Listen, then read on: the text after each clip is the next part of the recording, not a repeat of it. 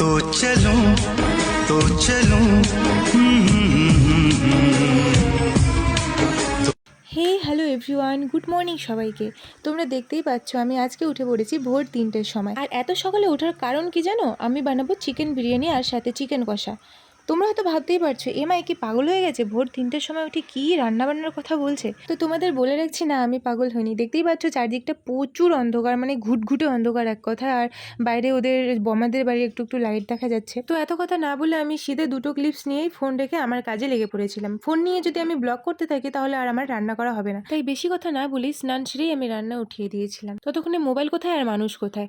তারপর রান্না সেরেই অনেক বেলা হয়ে গেছিলো। তোমরা দেখতেই পাচ্ছ অনেক আলো চারদিকে। আর আমার অবস্থা কি বলবো, চোখ মুখের অবস্থা দেখেই বুঝতে পারছো। হ্যাঁ, আমি তবে চিকেন কষা ঢেকে দিয়েছি, বিরিয়ানি রান্না কিন্তু আমার ততক্ষণে তৈরি। তো রান্না টান্না সেরে আমি সোজা স্নানে গেলাম, শ্যাম্পু ট্যাম্পু করলাম, রেডি তো হতে হবে, মিস্টারের জন্য খাবার নিয়ে যাবো বলে কথা। মাকে বললাম, মা তুমি বিরিয়ানিগুলো প্যাক করে দাও, আমি একটু রেডি হই। আর আমার দেখো হাতের কি অবস্থা। সে যাই হোক, অনেকদিন পর মিস্টারের সাথে দেখা করতে যাবো বলে কথা, একটু সেজেগুজে না গেলে হয়? তার মধ্যে একটু রিলস বানানোর কথা আছে আমার, যদিও সেটা ওকে বলা হয়নি আমার। তাই অনেক সকালে উঠে রান্না করা, রেডি হওয়া অনেক চাপের ব্যাপার আমার জন্য, কিন্তু তবুও করতে তো হবেই বস। আমার তো মনে ভয়েই ছিল ট্রেন না মিস করে ফেলি, কিন্তু শেষে এসে কি হলো আমার, এসে আমি দেখো পুন্ডিবাড়ি রেলগেটে এসে ফেসে গেলাম। কি করব, ট্রেন একটার পর একটা যাচ্ছে, এখানে আধ ঘন্টা লেট। আমি তো ভাবছিলাম এত খাবার যে বানালাম মানুষগুলো পর্যন্ত পৌঁছে দিতে পারবো কিনা।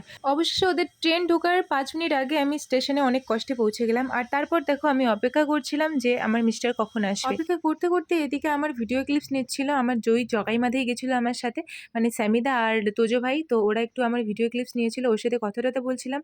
বাকি সময় ওরা 5 মিনিট ট্রেন দাঁড়িয়েছিল, কি করব সেই মুহূর্তে ওরা যা ক্লিপস নিয়েছে, আমার এক্সট্রা করে কোনো ব্লগ নেওয়া হয়নি।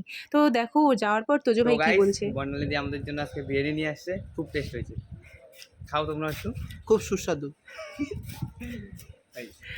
Thank you. তো ওদের জন্য রান্না করে নিয়ে যাবো, সাথে জগাই মাথায় যাবে, তো ওদেরকে দিব না সেটা হয়? তো ওরা খাওয়ার পরে ওরাও বেঁচে গিয়েছিল, তো আর কুকুরগুলো অনেকক্ষণ ধরে ওখানে দাঁড়িয়েছিল। তো ভাবলো না খাওয়ারগুলো একটু দেই, নাহলে মনটা শান্তি লাগবে না। অবশেষে বাড়ি ফেরার পালা। তো আমরা বাড়ি ফিরছিলাম, আর দেখো আর আসাম থেকে আমার রিং লাইটটা ও এতদিনে নিয়ে আসলো। এতদিন থেকে আমি ভিডিও ভালো মতো দিতে পারছিলাম না। আশা করি এখন আমি তোমাদের ভালো ভালো ভিডিও উপহার দিতে পারবো, বিনোদন দিতে পারবো।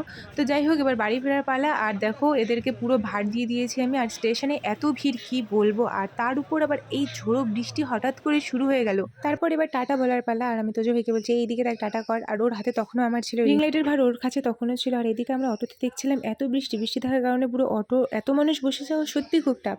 তাই একটা টোটো রিজার্ভ করে নিলাম। আর দেখো বৃষ্টি, আমি ভিজি ভিজি ভাই, আমার জিনিস ভেজানো যাবে না। তো চলো আজকে এই পর্যন্তই, টাটা, দেখা হবে নেক্সট ভিডিওতে।